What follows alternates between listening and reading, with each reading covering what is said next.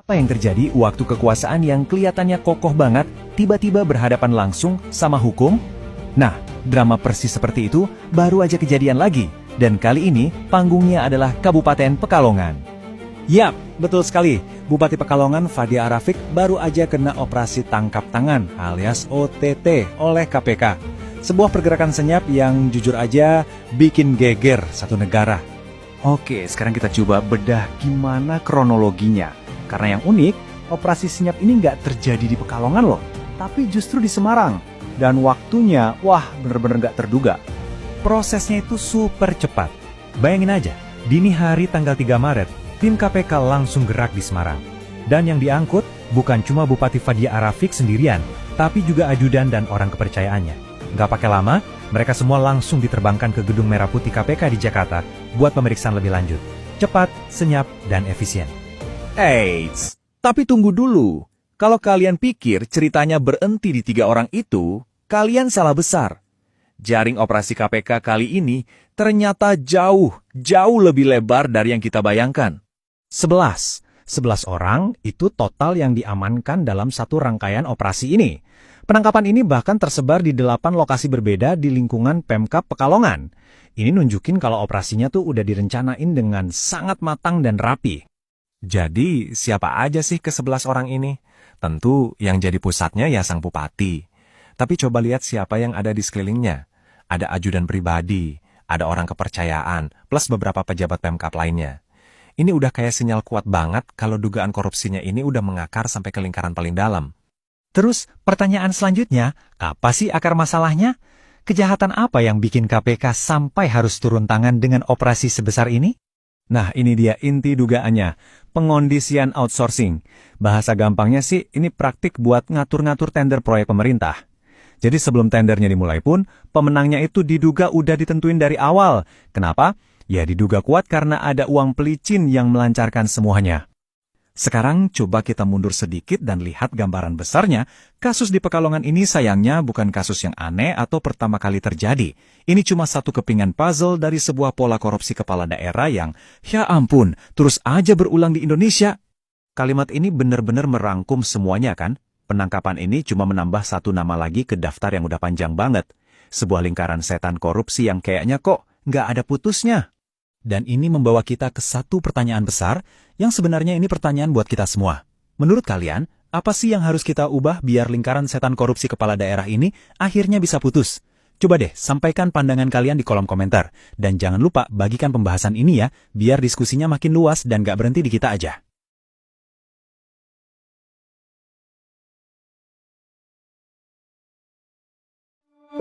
Rakyat hari ini adalah rakyat tahun ini yang karakternya sama dengan kita, sama buasnya, kadang sama serakahnya. Jangan berpikir kita juga bahwa rakyat, kita betul bahwa kita hidup harus membela rakyat, rakyat harus diutamakan. Tapi ingat, rakyat hari ini bukan rakyat tahun 60. Rakyat hari ini bukan rakyat tahun 70. Rakyat hari ini adalah rakyat tahun ini yang karakternya sama dengan kita, sama buasnya, kadang sama serakahnya. Cuma beda tingkatan kekuasaannya. Kenapa? Karena saya hidup dengan mereka. Saya tahu karakter mereka. Ketika dikasih lapak 1, mereka ngambil 5. Jadi sifat koruptif, sifat nepotisme bukan hanya milik politisi kayak Deddy Mulyadi, nggak usah nunggu orang lain. Tetapi juga rakyat juga punya karakter itu.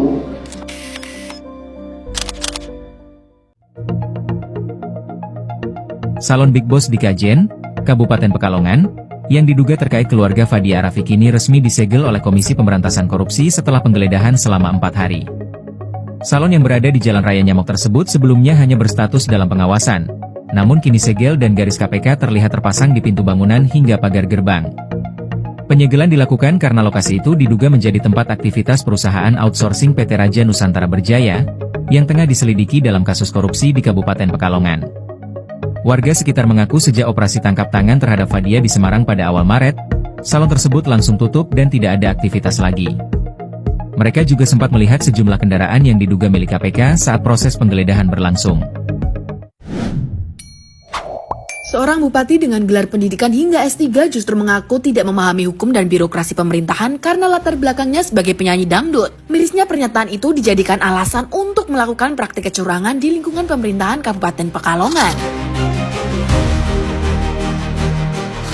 Pernyataan tersebut datang dari Fadia Arafik saat diperiksa oleh KPK setelah terjaring operasi tangkap tangan pada awal Maret 2026. Di hadapan penyidik, ia menyebut dirinya bukan birokrat dan tidak memahami hukum serta tata kelola pemerintahan daerah. Namun setelah pernyataan itu muncul, publik justru menyoroti hal lain yang tak kalah janggal, yaitu rekam jejak pendidikannya. Berdasarkan data Pangkalan Data Pendidikan Tinggi, perjalanan akademiknya cukup panjang. Ia tercatat menempuh S1 Manajemen di Universitas Aki, kemudian melanjutkan S2 Manajemen di Universitas Tikubang. Selain itu, ia juga tercatat mengambil S1 Hukum melalui program RPL di Universitas 17 Agustus 1945 Semarang, dan kemudian melanjutkan S2 Hukum di kampus yang sama. Yang membuat publik terkejut bukan hanya jumlah gelarnya, tapi juga durasi studinya. Beberapa catatan menyebut S1 Manajemen dan S2 Manajemen itu diduga selesai hanya dalam waktu sekitar 1 tahun masing-masing. Sorotan tajam pun datang dari budayawan sekaligus dosen asal Pekalongan. Ia menyindir, jika benar lulus cepat itu, pencapaian tersebut bahkan layak mendapat 2 jempol. Karena dalam sistem pendidikan normal, S1 biasanya ditempuh sekitar 4 tahun,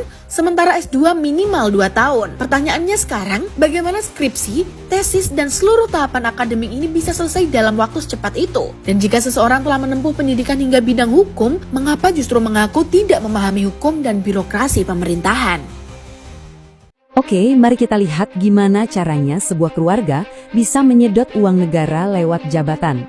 Kenalan dulu, ini Fadia Arafik, mantan penyanyi, jadi bupati, ujungnya tersangka korupsi. Karir politiknya kelihatan mulus banget kan? Tapi semua mendadak berhenti begitu saja. Jadi, gimana ceritanya semua ini bisa kebongkar? Nah, kuncinya ada di bisnis keluarga. Setahun setelah Fadia jadi bupati, tiba-tiba muncullah perusahaan ini, PT RNB. Dan coba tebak, siapa yang punya perusahaan ini? Ya, isinya keluarga dia semua. Gampangnya, perusahaan keluarga ini jadi langganan proyek-proyek pemerintah yang dipimpin Fadia sendiri. Cuma dalam 3 tahun, mereka dapat kontrak senilai 46 miliar rupiah. Tapi, uang sebanyak itu apa beneran buat bayar para pekerja? Ternyata nggak juga. Hampir setengahnya, atau 19 miliar, justru dialihkan. Ini uang pajak kita semua loh. Penyidik menemukan uangnya dibagi-bagi. Buat Fadia, suaminya, sampai ke anak-anaknya juga. Nah, ini yang unik. Kejahatannya bukan sekedar suap pakai amplop coklat ya. Tuduhannya adalah konflik kepentingan. Simpelnya, pejabat bikin aturan buat untungin diri sendiri. Biar gampang paham, KPK pakai perumpamaan yang cerdas banget, kayak di dunia olahraga. Logikanya sederhana. Fadia itu wasitnya, tapi kok perusahaannya ikut main? Kan curang. Terus Fadia membela diri gimana? Jawabannya, dia ngaku sama sekali nggak tahu apa-apa. Alasannya, dia bilang, saya kan dari dunia hiburan, nggak ngerti birokrasi. Tapi faktanya, dia itu politisi senior. Stafnya bahkan sudah sering ingatkan soal ini. Di depan hukum, alasan nggak tahu itu nggak berlaku. Apalagi untuk seorang pemimpin. Oke, mungkin ini kasus di satu daerah. Tapi kenapa ini penting buat kita semua? Karena ini soal uang. Bayangin, 40% anggaran gaji pekerja ternyata hilang entah kemana. Ironisnya, mereka sudah pakai sistem digital, tapi ternyata sistem canggih pun bisa diakali. Ini tuh kayak buku panduan korupsi keluarga. Jabatan publik diubah jadi bisnis pribadi. Intinya, korupsi model begini langsung merugikan kita semua dan merusak kepercayaan publik. Jadi pertanyaannya, kalau sistem saja nggak cukup, lalu apa yang bisa benar-benar hentikan korupsi?